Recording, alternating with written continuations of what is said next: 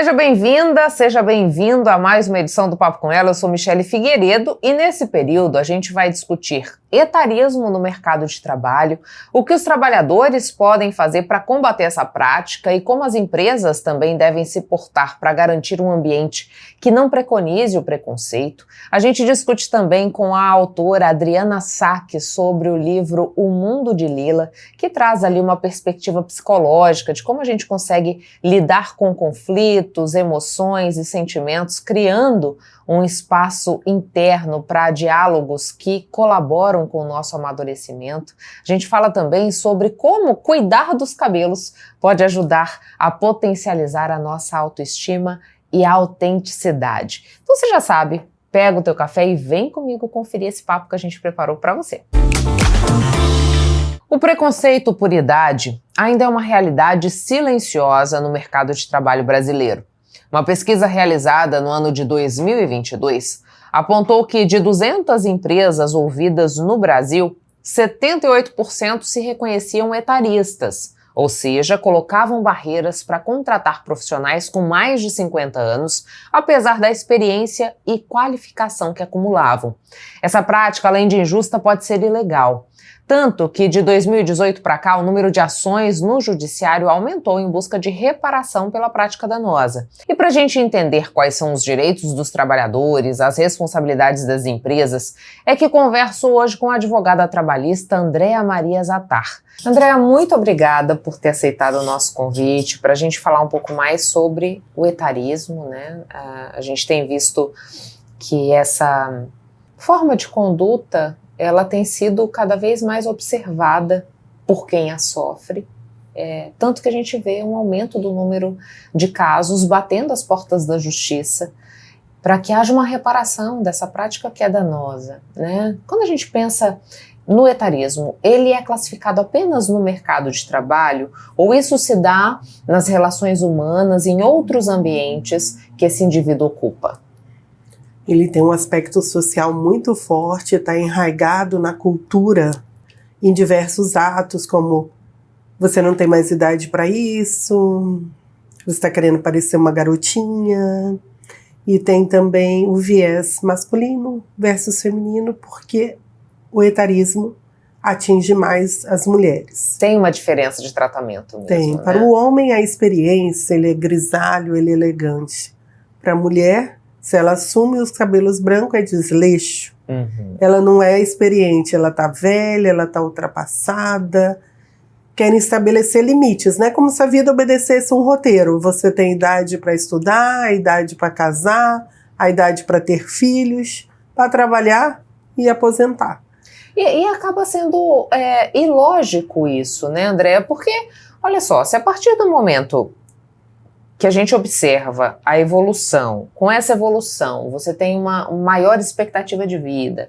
Nessa maior expectativa de vida, você vai dizer para a pessoa que a partir dos 50 anos ela precisa estar enclausurada, sem trabalhar, sem viver, sem fazer nada, sendo que ela pode ainda contribuir de diversas formas com a sociedade, né? Eu estava até falando na abertura do programa que uma pesquisa feita em 2022 mostrou que de 200 empresas ouvidas aqui no Brasil, 78% delas reconheciam que eram etaristas, que elas botavam barreiras para contratar pessoas acima dos 50 anos, embora exista experiência, qualificação. De lá para cá, você considera que esse cenário mudou, uma vez que a nossa pirâmide tem sido alterada também? Né? A expectativa é que a gente tenha cada vez mais pessoas acima dos 50 anos compondo a nossa sociedade? Existem duas barreiras. A primeira é de ingresso no mercado de trabalho. A chance de contratação é bem mais reduzida. A segunda é o rompimento precoce do contrato de trabalho sem que a pessoa tenha atingido os requisitos da aposentadoria. Então ela não tem emprego e também não tem aposentadoria, principalmente porque a reforma previdenciária trouxe mais requisitos, elevou a idade de aposentadoria, dificultando a reinserção ou a aposentadoria. Essa reinserção, quando acontece, Andréa, ela acontece num contexto de realidade salarial que essa pessoa já experimentava antes, ou para ser reinserida no mercado de trabalho, ela se sujeita a vagas em que essa remuneração é bem inferior àquilo que ela já experimentou num outro momento de vida. Além de haver diferença salarial, isso inclusive para gênero, né? Homem e mulher. Atingir também na idade e a função desempenhada. Nem sempre ela é contratada para o grau de experiência que ela tem, para aquilo que ela exerceu durante muito tempo. Às vezes ela pode ser uma contadora e é contratada para auxiliar, ou para um RH numa área administrativa e não na função que ela efetivamente tem experiência, trabalhou e se sujeita devido à necessidade de subsistência, de manutenção, de pertencimento também, porque as pessoas não estão preparadas para inércia, não foram projetadas. Essa é uma geração que está atingindo os 60, acompanhando a evolução do analógico para o digital, do telefone para o celular, para as chamadas de vídeo, para a inteligência artificial, e está conseguindo acompanhar. Talvez não no mesmo ritmo de um jovem que já entra no mundo digital, mas está sim acompanhando a evolução. Também existe aqui, Andréa, porque a partir do momento que eu verifico que o etarismo está sendo praticado, né? Existe alguma legislação que assegura essa pessoa que é vítima do etarismo para que aquilo não aconteça? Né? Ela pode bater as portas da justiça sob qual justificativa? Né? O que ampara essa pessoa nesse processo? Então, no ambiente de trabalho, a gente invoca a Constituição Federal, a dignidade do trabalhador, a imagem, o foro íntimo, mas é difícil a comprovação, porque ela é sutil, ela não é explícita. Desde a contratação, quando a pessoa deixa de ser contratada pela idade, não é esse o argumento utilizado. Eu falo que não preencheu os requisitos, ou que tem uma outra pessoa mais indicada para a vaga, mas nunca é utilizado o fator. Agora, tem empregados, sim, que sofrem assédio moral no ambiente de trabalho, pela idade. São excluídas das reuniões, não sentam na mesma mesa nas refeições, não são convidados para as festas, para os raps, porque supostamente não preenche o perfil dos outros colegas mais jovens. E isso, quando comprovado, é passível de indenização por dano moral, porque fere a honra subjetiva.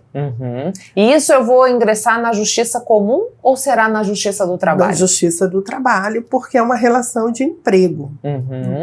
Agora, quando a intenção é de causar dano, injúria, ferir a dignidade, a gente já entra na esfera criminal e é passível de responsabilização. Porque a intenção do agente de causar o dano também é observado nesse momento.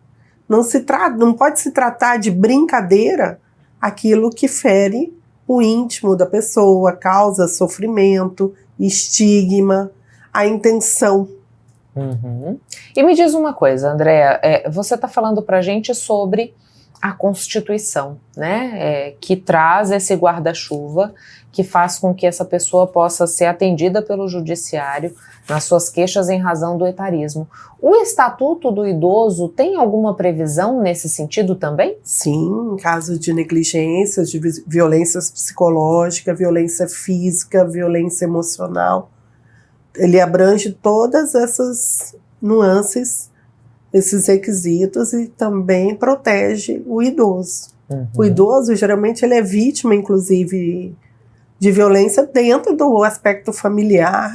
Começa dentro dali, as pessoas começam a não dar credibilidade para o que se diz, ignora, então ele passa a ter um sofrimento. Aí sofre abuso econômico, financeiro, ele tem uma aposentadoria, retiram o cartão, pegam a sua aposentadoria, o valor que seria destinado à sua medicação, e tudo isso tem a proteção do Estado. Ele pode fazer uma denúncia, ele pode procurar a delegacia do idoso, ele pode procurar um advogado, a defensoria pública, que ele vai ser assistido. E quando a gente percebe que o etarismo está acontecendo no ambiente de trabalho, Andréa, qual deve ser a conduta desse trabalhador, né? A quem ele recorre? A recomendação é que primeiro ele converse com os contratantes para buscar um ambiente de trabalho que seja saudável e que não esteja sujeito a esse tipo de violação. E o que cabe também às empresas, né? O que é responsabilidade de cada um para evitar que essa prática se dissemine? Então, uma política social, né? Mas quando a discriminação acontece na linha horizontal entre colegas, ela ainda tem condição de denunciar, de fazer uma denúncia até mesmo anônima. Algumas empresas têm canal, têm ouvidoria, mas muitas das vezes também acontece na vertical, é a chefia. Aí é o momento em que ela não denuncia, não tem para quem recorrer, ou até mesmo por precisar do emprego, medo de vir a ser desligada, ela fica quieta, ela se cala. Isso vai trazendo danos psíquicos, danos emocionais, depressão, vai fazendo com que ela chegue a um ponto que acaba pedindo demissão, pedindo para se desligar por não ter condição de se manter no ambiente de trabalho. A gente pode pensar que esse alto número de afastamentos divulgados pelo Ministério da Previdência tem uma fatia de pessoas que estão vivendo justamente essa realidade, Andréa? Porque você disse pra gente, né? Se esse ambiente está contaminado, existe ali um prejuízo para a saúde mental daquela pessoa, né? Antes de chegar no desligamento, ela pode pedir ali um afastamento para tratamento dessa condição? Se comprovado, depois de 15 dias, através de atestado médico, ela é encaminhada para o INSS, entendeu? Mas aí justamente para não cair no clichê de que é doente, de que não serve mais, tá vendo? É só contratar, já vai se afastando. Ó, qualquer coisa é um motivo para atestado. Então, às vezes até doenças físicas mesmo, elas procuram ignorar para se manter no contrato de emprego, para estar ativo, para não dar causa, porque existe todo aquele estigma, até no momento da contratação de idoso. Ela vai ficar afastada, ela vai ficar doente, ela não vai conseguir fazer. E me diz uma coisa, você vê uma mudança no horizonte para essa realidade, uma vez que daqui a pouco a nossa população idosa vai ser superior à população jovem, né? Vai ser superior ao número de nascimentos. 15% da população acima de 60 anos. Exato, está tendo uma inversão da pirâmide, né? Isso. E a etarização no trabalho já está chegando nos 40, a mulher já tem dificuldade. E isso no mundo artístico, em algumas funções recepcionistas, eles querem vitrine, querem pessoas jovens, pessoas bonitas, para atrair clientes, para atrair vendas, e não se preocupam com a experiência, com a vivência, que a pessoa idosa, com um pouco mais de idade, pode ser acolhedora, né? Trazer um acolhimento para aquele que a pessoa vai se sentir bem, sendo recebido, sendo recepcionado. Eu acho que está faltando política pública. Assim como temos para cotas raciais, para contratação de PCDs, vamos precisar para idosos também. Seja incentivos fiscais, seja benefícios para empresas que contratam, para que possam ser mantidos até a aposentadoria, pelo menos. E a gente muito provavelmente vai ter uma nova reforma da Previdência, né? Porque, como a gente disse, a nossa composição social está mudando e, uma vez revista esse período de contribuição, o tempo no mercado de trabalho, é muito provável que essa revisão aconteça novamente. E a gente precisa garantir a sustentabilidade dessas pessoas, né? Sim. E outro ponto que a gente vê a Previdência Social como uma pirâmide. Quem está entrando vai garantindo os proventos de quem já se aposentou. Com a flexibilização das contratações, as pejotizações, com os MEIs, não está havendo mais recolhimento. As pessoas já não têm mais interesse em ingressar na Previdência, estão buscando outros meios, porque a idade para aposentar é muito alta, os pedágios, os requisitos, já se vê assim muito distante a chance de se aposentar e de poder desfrutar da aposentadoria, porque não é só aposentar, você quer viajar, você quer passear, você quer fazer aquilo que você não teve a oportunidade de fazer numa jornada de 44 horas semanais. Ou 6 por 1. Né? Não sobra. Então, a conversa hoje é essa mesmo, né? Ah, quando eu aposentar, mas será que eu vou aposentar? Hoje já se pensa, né? Dessa forma.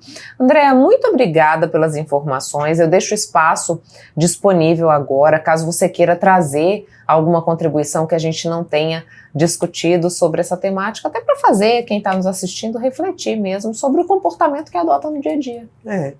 O envelhecimento é um efeito natural da vida. Só não envelhece quem morre prematuramente. Então, nós temos que pensar que nós também vamos enfrentar essa etapa da vida. Né? Quem ainda não sofreu uma discriminação de gênero, de raça, de cor, de condição social, vai enfrentar de idade se vier a envelhecer. Todos vamos suportar. Então, o que nós temos que fazer é uma mudança de comportamento, enxergar o outro, dar oportunidade para que todos possam ter uma inserção social e econômica no mercado de trabalho. E todo mundo tem para contribuir, né? Tem. Essa vivência ao longo dos anos, a gente vai reunindo qualidades e sabedoria que ajudam até mesmo no desenvolvimento do próprio negócio. É isso mesmo. Andréa, muitíssimo obrigada. Eu que agradeço pela oportunidade. Gente, vocês já pararam para pensar no quanto Mato Grosso melhorou? Pode até parecer que foi há muito tempo, mas há 8 anos o estado estava quebrado, salário atrasava, escolas eram de lata, UTIs fechavam. Por isso, eu sempre digo, é fundamental saber cuidar das contas, porque isso é cuidar das pessoas. Em 7 anos, o governo do estado fez mais asfalto novo do que existia desde a sua criação. São 7.000 quilômetros de rodovias novinhas. Aqui na nossa região o avanço é visível. São quase 700 quilômetros de chão que viraram asfalto, como o trecho de Santo Antônio a Barão, Rosário a Santa Rita do Trivelato, de Nova Brasilândia a Planalto da Serra e muito mais. Isso sem falar nas novas pontes de concreto, que na nossa região são quase 60. Não dá para negar. Tá muito melhor viver em Mato Grosso. Não saia daí que o papo volta já já.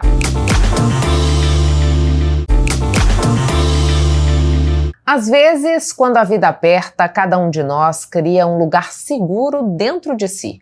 Um espaço de silêncio, de escuta e de imaginação. No livro Mundo de Lila, a escritora Adriana Sack retrata justamente esse movimento. Uma narrativa sensível sobre os mundos que criamos para sobreviver às nossas próprias emoções. E é sobre literatura, imaginação e autoconhecimento que a gente conversa agora com a Adriana Sack. Adriana, muitíssimo obrigada por aceitar o nosso convite, para que a gente pudesse falar um pouco mais desse romance que tem esse realismo mágico contido nele também, que é o Mundo de Lila, que traz para a gente uma perspectiva psicológica, né, de como lidar com frustrações, sentimentos, dificuldades. A sensação que eu tenho é que isso parte de um lugar muito íntimo, né? Você teve alguma experiência que te inspirou na construção dessa obra?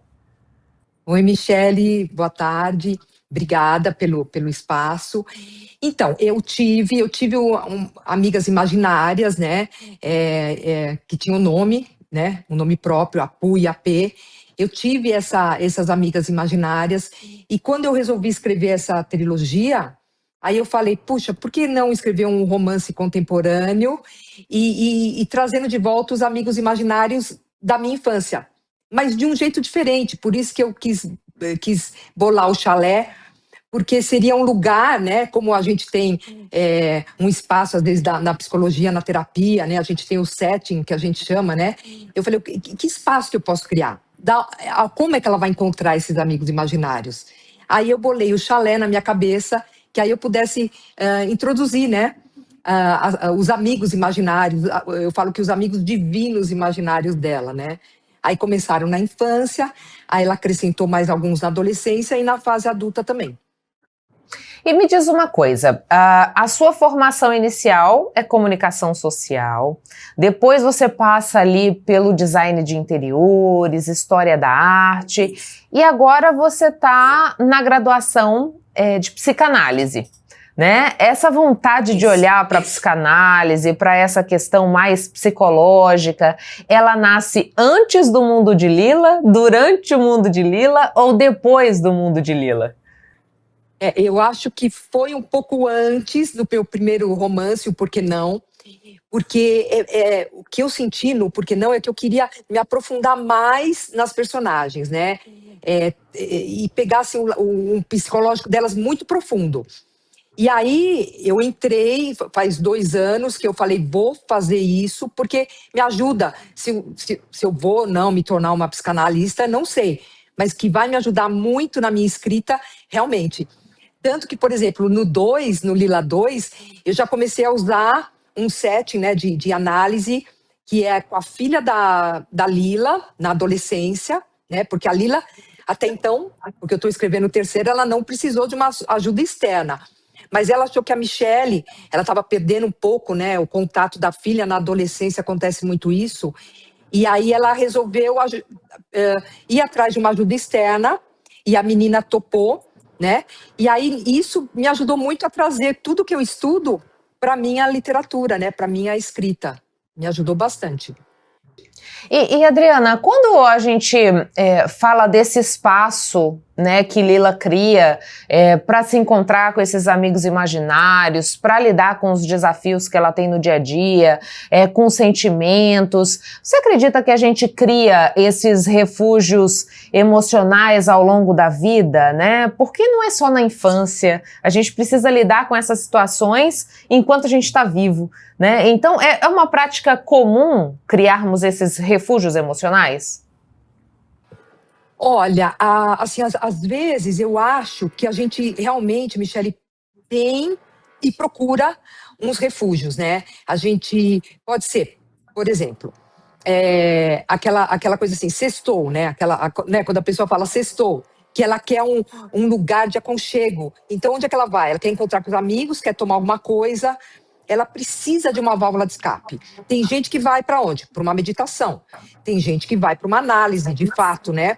Procura uma analista. Tem gente que não tem condições. Tem gente que quer ir na casa de um amigo. Tem gente que quer fazer um churrasco e ali ele solta, né? Assim, aquela vida cotidiana dura. Então, o que eu falo? As pessoas acham que não, mas elas procuram. Às vezes é num café que ela quer tomar um café sozinha, ou ir numa livraria. Às vezes a pessoa senta numa livraria e não sabe nem por que se sente bem, mas é que é aquele silêncio, aquela calmaria, ou então ir num museu, né? Eu falo assim, as pessoas procuram isso, às vezes elas nem percebem. Sabe quando a pessoa fala, ai, que vontade de encontrar uma amiga para conversar um pouco? É que ela quer um refúgio, ela quer um lugar de acalento, e ela não sabe aonde, né? E na vida adulta, puxa vida, principalmente a gente precisa, né? De espaços assim, né?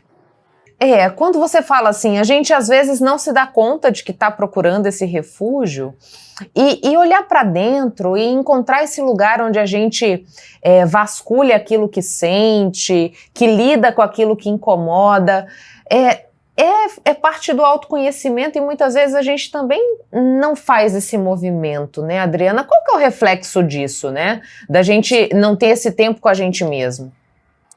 Você quer ver um exemplo, Michele? Olha a quantidade de pessoas procurando, através das mídias sociais, né? Ah, eu vou fazer um curso de PNL. Ah, eu vou fazer um curso de espiritualidade. Olha como as pessoas estão procurando, entendeu? Elas não sabem o quê, mas elas estão procurando um refúgio, né? Eu vou fazer um curso de meditação. Né? Qualquer coisa que seja, eu preciso de um curso, eu quero entender mais de espiritualidade, por exemplo, física quântica, eu quero entender física quântica. Isso tudo é um reflexo que a pessoa está procurando alguma coisa que lá no interior dela, ela sabe que precisa de alguma coisa. Ou não para acreditar, ou assim, ela precisa de de uma calmaria, sabe?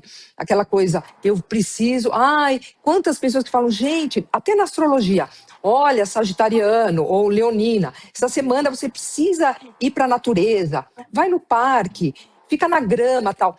São coisas, o ser humano está procurando isso através das redes sociais. E ele tem aqui do lado, ele tem. É o que eu falei, vai no parque, vai caminhar. E é o que eu falo, a solitude às vezes é muito importante, né? Não a solidão, a gente sabe, a solitude, aquela coisa de você estar com você mesmo, né? Outro dia um editor perguntou, Adriana, aonde você pega, assim, aonde é a tua pesquisa? Eu falo em todos os lugares, na rua, caminhando na rua, se eu vou no museu, sozinha, num café, no cinema, nos amigos. Então, assim, a gente tem a possibilidade de procurar fora um monte de coisa que está aqui dentro. E às vezes não precisa muito, Michele. É entrar no quarto. Quer ver uma coisa também muito legal? Que a pessoa fala, Adriana, eu não consigo interiorizar. Escreve. Escreve. Às vezes você está tão magoada, com tanta raiva, né? E aí a pessoa escreve e ela fala, nossa, isso eu conversei até com algumas leitoras. Nossa, sabe que me deu um alívio? Mas eu acho que eu não consigo escrever um livro. Não, mas não precisa ser um livro. Uma carta, escreve uma carta. Às vezes você está com uma bronca de alguém. Escreve para essa pessoa. Talvez você nem entregue. Você rasga, você queima. Mas põe isso para fora, né? Porque às vezes a gente engole e aí vem a coisa psicossomática, né? Que eu até tive um módulo na psicanálise sobre isso. A gente vai somatizando as coisas. E não é legal. E às vezes pode ser através de cursos. E a pessoa fala, não tenho tempo de curso, tal. Então tá bom. É impossível a pessoa não ter um tempo de sentar e escrever, ou sentar e pensar, e sentar de frente para o espelho, porque o chalé pode ser isso, né? Sentar na frente do espelho e conversar o que aconteceu no dia, e você mesmo vai achando as respostas, né? E me diz uma coisa, Adriana, você falou sobre essa troca com algumas leitoras, né, sobre o poder da escrita terapêutica, como isso bota para fora aquilo que muitas vezes está engasgado, entalado. O que você quis traduzir ou levar para o seu público leitor com o mundo de Lila, né? O que você vê que eles acabam se reconhecendo nesse processo? Legal você falar isso, porque essa semana eu escrevi, eu fiz eu gravei, mas ainda não coloquei no Instagram, porque assim, quando eu estava escrevendo um capítulo essa semana, me veio um insight assim, eu falei, nossa, o mundo de Lila 1 e 2, e mesmo por que não, parecem panfletos explicativos. Eu vou te dar um exemplo. Eu tenho uma leitora que primeiro ela foi leitora e depois ela se tornou uma grande amiga. Eu até posso falar o nome dela, que ela me deu o aval para falar, Cris Salinas. Ela passou por um câncer de mama. E aí, quando eu estava eu quis... Uma das personagens amigas da Lila, ela passou por isso. Eu fiz ela passar por isso, tá? Porque eu queria falar sobre o câncer de mama. Mas eu entrevistei ela, a gente fez uma pesquisa muito legal, porque eu queria ser muito realista naquilo. E virou um capítulo lindo, né? Então eu fiquei pensando assim, puxa vida, o mundo de Lila, às vezes são panfletos explicativos, né? Então, o câncer de mama foi uma coisa, a menopausa, agora no Lila 3, a Lila está passando por isso, né? Então, ela começa a falar sobre os sintomas que ela tem com a amiga, e depois ela vai para uma consulta com o ginecologista, que isso é muito explicativo para as mulheres, né? E assim, transição de carreira, tem mais coisas. Esse fato de adolescência, a psicologia na adolescência, porque tem capítulos que tem o psicanalista falando com a filha dela, com a Michele. E lá eles falam coisas assim que realmente são faladas em clínicas psicológicas da adolescência.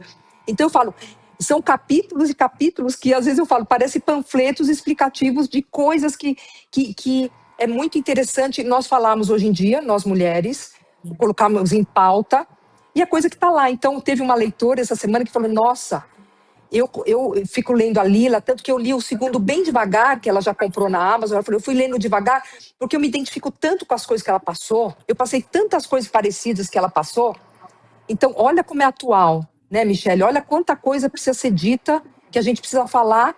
E eu falei, adoro roda de conversa por causa disso. Quando eu faço o lançamento dos livros, eu faço roda de conversa, porque eu adoro ouvir o que as mulheres têm, né, para conversar, né? Eu acho muito interessante, né? Que a gente se identifica, né, com tudo, né? Exato. E você fala da roda com mulheres. O livro foi pensado justamente para o público feminino? Foi. Eu tenho um público masculino também que gostou muito dos livros. Eu fico muito feliz, muito que assim, eu fui tendo um feedback de homens e adorei. Começou com Por que não? Até para eles entenderem um pouco das mulheres, eu acho muito legal, né? E eu gosto disso. Os lançamentos, às vezes, eu até anuncio para as mulheres comprarem antes da gente se reunir para o lançamento, para a gente poder fazer esse bate-papo, sabe? Poder sentar e conversar e já ir falando sobre os personagens e trazendo as histórias e falando e vendo aonde a gente se encaixa, aonde a gente se acha parecida ou não também, né? Porque eu gosto quando a pessoa fala, nossa, eu não gosto da Laura, a protagonista do primeiro. Ela é muito mimada. Aí a outra, nossa, eu adoro a Laura. E aí a gente começa a ver por que sim, por que não. É muito legal, é muito legal. E Adriana, quando você fala, né, dessa questão das pessoas buscarem, por exemplo, uma referência nas redes sociais, buscarem cursos, a gente sabe que o ritmo da vida hoje é muito acelerado, né? Às vezes a gente não tem tempo de lidar com muita coisa. O Mundo de Lila também é um convite a essa pausa, né? A olhar para dentro, a enxergar aquilo que a gente está nutrindo e que muitas vezes a gente nem se dá conta. Ai, Michele, eu acho assim, eu acho que a literatura é um leque de possibilidades. Gente, a literatura, assim, primeiro que assim, tem gente que já curou depressão começando a ler, sabe? O meu marido é um que, quando a gente ficou na pandemia, que ele estava muito ansioso, lógico, o trabalho parou completamente, ele estava, assim, uns 30 anos sem ler.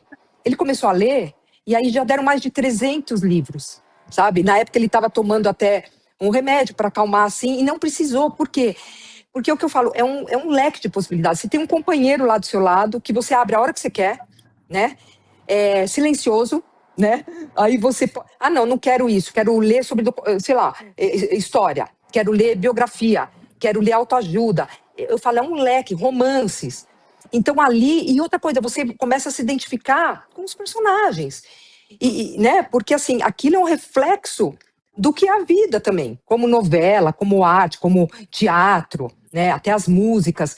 Então, a literatura é uma coisa barata. Eu falo, às vezes a pessoa fala, nossa, Adri, o teu livro tá caro. Eu falei, tá mais barato que uma camiseta. E camisetas populares, entendeu? Sabe assim, de loja de departamento. Nossa, Adri, é verdade. A pessoa fala, nossa, é verdade. Então, você tem, a gente tem bibliotecas, né? A gente pode ter o ciclo dos livros, que você vai trocando os livros hoje em dia. Então, meu Deus, a literatura é um leque de possibilidades, até para você encontrar personagens atuais hoje em dia. Olha o que a gente tem de mulheres brasileiras escrevendo, né? E aí, quando você lê um livro da Fernanda Torres, por exemplo, então, aqueles personagens que ela fala, tem um livro dela que fala de velhice e tudo, você, caramba! Né? Você identifica muita coisa. Gente, a gente tem muitas possibilidades através da literatura, né? E procurar ajuda mesmo, né? Sabe, de ler livros sobre psicanálise, livros sobre psicologia, Jung, Freud. Olha quantas coisas, né? Que a gente tem acesso, né? Fora as redes sociais, né? E Adriana, a gente está aqui falando tanto do Mundo de Lila, onde as pessoas podem acessar essa obra, podem conhecer mais a fundo essa história que você construiu com carinho e ainda está construindo, porque nós temos a 3ª edição sendo escrita. A 3ª. Isso, Michele. Olha, o Mundo de Lila 1, ele está na Amazon, tá? Também pode ser encontrado através da editora Viseu. Também, se quiser entrar em contato comigo no Instagram, é Adriana Asaki, tá? E o 2, por exemplo, ele já tá... O 2, ele tá em mais plataformas. Ele tá na Estante Virtual, ele tá no Google Play, sempre tá na Amazon também. Sempre nas minhas redes sociais eu vou colocando aonde está. Mas na Amazon, com certeza, encontra os 2 e o primeiro também. Ou então na minha rede social, Adriana Asaki, ou pela editora Viseu, que é a mesma editora. E conta pra gente um pouquinho de como você chega nesse universo da literatura, né? Que momento você diz assim, agora eu quero contar uma história e impactar a vida das pessoas através da minha escrita? Eu acho que foi bem quando teve a Covid, né, o distanciamento social, que aí eu pude interiorizar muito e com tempo, né, porque a escrita você tem que ter tempo. Hoje em dia, é o que eu falei, eu me intitulo escritora, porque a transição de carreira, eu falei, agora eu quero isso, porque a gente precisa de tempo, né? Você precisa sentar todo dia, você precisa escrever todo dia, é um ofício, né? Como todos os outros têm a prática, e é um ofício hoje em dia. Então, que eu falei assim, é engraçado, Michele, quando eu fiz o primeiro, mas quando o segundo eu lancei esse, eu falei, agora eu sou escritora, é engraçado, sabe? No primeiro, é o que eu falo, hoje em dia, se a pessoa escreve um livro, ela já é escritora. Mas eu tinha essa coisa comigo. E aí, depois que o segundo veio, o terceiro mais fácil, o quarto mais fácil, é o que eu falei, a prática, né? Vai fazendo tudo, vai facilitando o processo, né? E cada vez mais eu quero isso, eu quero ajudar mulheres, homens, a entrar no mundo, assim, da literatura e se descobrir e descobrir um mundo maravilhoso, né? De possibilidades mesmo. E qual foi a transformação que essa transição de carreira trouxe para você, Adriana? Como tem sido lidar com essas produções, né? Como é para você ver cada livro ganhando vida e chegando à vida de outras pessoas? É uma satisfação tremenda, tremenda, tremenda. Quando a pessoa entra em contato comigo sem ser conhecida e fala, nossa, me transformou por causa da Laura, da protagonista, eu comecei a caminhar, coisa que eu não fazia há 10 anos. É impressionante. E uma coisa que me chama a atenção, um dia que eu fui num lugar e a pessoa viu meu sobrenome na recepção, ela falou, você é Adriana Sack? Eu falei, nossa, eu li teu livro, e a pessoa não me conhecia. Aí eu falei, gente, realmente, eu tô chegando a outros lugares, tal, eu realmente sou escritora, sabe? Quando parecia até uma pegadinha, eu falei, gente, será que alguém falou para ela que eu sou escritora? Não. Mas aí você fala, não, realmente eu sou escritora. E isso Michele, é sensacional, sabe? Você, através da sua obra, né, atingir as pessoas e ver que as pessoas estão lendo e estão gostando. Então, é sensacional. É muito legal, muito legal. Adriana, muitíssimo obrigada pelo seu tempo com a gente. E conta um pouquinho, porque assim, você disse pra gente que tá escrevendo Lila 3, né? Temos algum outro projeto já no forno para sair? Como é que tá isso? Já, então, isso que eu tô gostando muito também, assim, o primeiro foi um romance, por que não? O terceiro se enquadra no realismo mágico, né? É um romance, mas se enquadra no realismo mágico. E o outro eu tô querendo, porque eu tô sentindo que eu tô querendo falar sobre mulheres, contar a história de mulheres reais. História, sabe, não contos, mas histórias de mulheres reais. Então, eu tenho algumas amigas assim e leitoras que falaram, eu gostaria de escrever, mas eu não sei escrever, eu gostaria de contar minha história. Eu falei, opa, eu vou fazer isso. Eu vou contar a sua história. Você me deixaria contar a sua história? Sim, sim. Então, eu acho que a pessoa ela pode falar o nome real dela, pode ser através de pseudônimo, mas por enquanto eu tô atrás disso aí, sabe? Eu acho que a próxima vai ser isso aí. Aí depois eu volto pro romance de novo, mas eu acho que com esse projeto, assim, eu gostaria de fazer rapidamente. Acabando a trilogia, eu já quero entrar nisso aí que tá me chamando, sabe, Michele? Que bacana. Muito obrigada, viu, Adriana? Satisfação conhecê-la. Imagina. Eu adorei. Obrigada a você pela oportunidade, Michele. Prazer. Gente, vocês já pararam para pensar no quanto o Mato Grosso melhorou? Parece até que foi há muito tempo. Mas há 8 anos o governo estava quebrado. Salário atrasava, escolas eram de lata, UTIs fechavam. Por isso eu sempre digo, é fundamental saber cuidar das contas e é aí que os resultados aparecem. A educação estadual saltou da 22ª para a 8ª melhor do Brasil com muito trabalho e investimento. O governo entregou 50 escolas novas e está construindo outras 65. E não é só isso. Nossa cidade recebeu ônibus escolar para garantir o transporte dos alunos, sem contar nas oportunidades. Todo ano, os 100 melhores alunos fazem intercâmbio para a Inglaterra com tudo pago. E os profissionais da educação recebem 14º e 15º salário quando atingem metas. Não dá para negar. Tá muito melhor viver em Mato Grosso. Intervalo e o papo volta já já. Sabe, todo esse conteúdo que a gente produz aqui no Papo com Ela, ele também fica disponível no nosso canal no YouTube para você ver e rever quantas vezes quiser e para compartilhar com outras pessoas que você sabe que vão gostar desse tipo de conteúdo que a gente faz aqui no programa. Você ainda não está inscrito ou inscrita no nosso canal? Fica o meu convite, inscreva-se, porque assim você não perde nenhum assunto do papo. E para facilitar a tua vida, a gente criou esse QR Code que aparece na tua tela. Basta mirar a câmera do celular para ele que ele já vai te dar o caminho para você integrar a nossa comunidade lá no YouTube. Convide outras pessoas para que também façam parte dessa rede. Sabe onde mais você consegue acessar o conteúdo do Papo com Ela? No site nossarepublica.com.br. Usar o corte de cabelo adequado desperta autenticidade e, de quebra, eleva a autoestima. Cuidar das madeixas também é uma forma de garantir a saúde mental. O cabelo tem um papel muito mais profundo que apenas estético. Está diretamente ligado à identidade, à forma como a pessoa se percebe e como deseja ser percebida no mundo. Quando se trabalha o cabelo, não é só questão de estética. Vamos muito mais além. Nós temos camadas profundas, temos camadas históricas, né? Então temos também uma narrativa do que essa pessoa está expressando através da sua imagem. E quando essa pessoa ela tem o controle da narrativa, isso gera uma autoestima.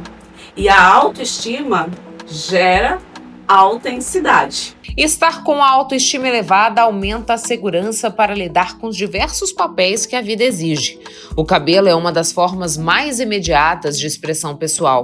A escolha do corte, da cor ou da forma de usar comunica estilo, personalidade e até posicionamentos sociais e culturais. Então a mulher, ela se sente mais empoderada, dona de si e por aí vai.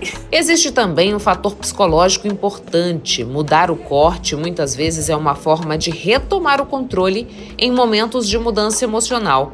Mudar radicalmente o visual pode marcar fases de transição ou recomeço. Eu ouço muito isso na minha cadeira. Terminei um relacionamento. Quero cortar o meu cabelo. Porque isso é um ato simbólico. Então ali ela está se despedindo de uma história anterior para um recomeço. E o cérebro entende tudo isso. Então a autoestima, nós estamos falando da psicologia sim, né? E estamos falando aí de várias outras coisas que estruturam a base que essa mulher ela tem a percepção de si. A partir do momento que a mulher consulta um profissional visagista que escuta o que ela deseja externar, trazendo ao mundo a verdade interna daquela pessoa, há uma mudança concreta de comportamento. E isso tem transformado, isso está sendo poderoso, transformador. Eu falo que que é até medicamentoso, porque isso gera um conforto para o corpo, gera um conforto para a mente e tem que experimentar, tem que dar esse passo. Parece que é algo tão difícil, porque quando você toma a decisão de mudar um corte de cabelo ou raspar um lado do cabelo, né, sair dessa zona de conforto, pode gerar sim reprovações, pode gerar rejeição, pode ter aqueles olhares, né? Eu falo que tem que tomar muito cuidado com os sabotadores. E tudo isso é orientado também nessa questão quando se transforma o corte. Então o corte ele não é superficial, ele não é só estético, ele é sim um tributo de tudo que você está expressando do lado de dentro para fora. Esse impacto também pode ser sentido quando as mulheres resolvem assumir os cabelos naturais, seja deixando de alisar os cachos ou de pintar os fios grisalhos. Então, deixar o cabelo brilhar ali na sua naturalidade, de acordo com o seu objetivo, isso tem um grande poder. E também nós precisamos perceber o controle da narrativa de acordo com as mudanças que nós vamos tendo na nossa vida. Como eu já citei, a questão de mudança de emprego, você está preparando para uma entrevista, fim de um relacionamento, início de um relacionamento. a gestação, a mudança de peso, tudo isso impulsiona para querer mudar a imagem. E aí o corte, ele tem assim uma fatia generosa nesse processo, porque ele ocupa aí mais de 70% dessa narrativa. Por que 70%? Porque o nosso rosto é a sede da identidade, da nossa imagem, né? Então nós vamos provocar aquela primeira impressão e é aqui que vai sustentar toda essa comunicação. Então tudo que está muito próximo do nosso rosto tem um poder grandioso da nossa comunicação de forma estratégica. Em um mundo cada vez mais conectado, onde a tecnologia dita o ritmo das transformações, um grupo de meninas de Mato Grosso vem provando que o lugar de mulher também é na ciência, na inovação e, por que não, na robótica.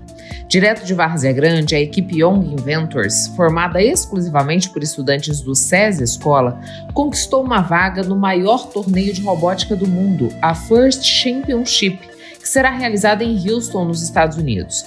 A classificação veio após um desempenho de destaque no Festival Nacional SESI de Robótica em São Paulo. As alunas garantiram o segundo lugar no Champions Award, uma das premiações mais importantes da competição. É um orgulho muito grande em saber que a nossa equipe serve de inspiração para outras equipes. E o que é muito interessante que no Dia Internacional da Mulher, a nossa equipe conquistou o segundo lugar Champions Award. Até mesmo no nosso cotidiano, a gente pode ver as meninas da escola mesmo, toda vez que passam na frente da sala da robótica, o olho delas brilham e sempre falam pra gente, perguntam como que elas podem entrar na equipe de robótica. Então a gente vê isso, a gente vê que a gente é realmente uma inspiração nesse mundo da robótica. Criada em 2022, a equipe acumula conquistas importantes e se consolida como referência na robótica educacional. Mais do que resultados, elas carregam um propósito: abrir caminhos. Na prática, o aprendizado começa cedo, da programação em blocos até linguagens mais avançadas, como o Python. O processo vai muito além da sala de aula. Criatividade, inovação, trabalho em equipe é uma das habilidades mais exigidas hoje no mercado. Como uma equipe como essa, que ela tem 6 integrantes, ela precisa ter uma habilidade muito grande de relacionamento interpessoal. Essa habilidade ela é trabalhada no dia a dia, com inclusão, com planejamento, até chegar nesse nível que elas estão hoje, né? Um trabalho perfeito, muito bem planejado e muito bem desenvolvido. O objetivo do que a gente chama de core values, que são os valores fundamentais, né? Alcançar esse nível de relacionamento interpessoal nesses alunos. Começam a desenvolver a fala, a se colocarem como pensantes, como sugestivas, né? Dando sugestões do processo e soluções para o que é colocado para eles. Então, assim, inclusive as nossas alunas estão, esse grupo, né, de meninas, exclusivo de meninas, que está indo para Houston agora no torneio internacional. Elas precisaram se preparar durante muito tempo, até com a língua inglesa, né? E além de estar no nosso currículo básico em inglês, elas fazem uma formação especial para esses momentos de torneio da robótica. Mais do que formar competidoras, o projeto forma futuras profissionais prontas para os desafios de um mercado cada vez mais tecnológico. A questão do trabalho com projetos dentro da escola, ele trabalha o tempo todo o protagonismo desse aluno, para que ele possa buscar meios não só com os componentes curriculares, né, da matriz geral, mas com o currículo para a vida, para o ambiente de trabalho, para as relações que ele busca fora da escola, né, no decorrer da vida. Nesse momento a gente está se preparando, né? Nós precisamos fazer agora todas as melhorias pontuadas pelos juízes para a gente fazer no projeto de inovação.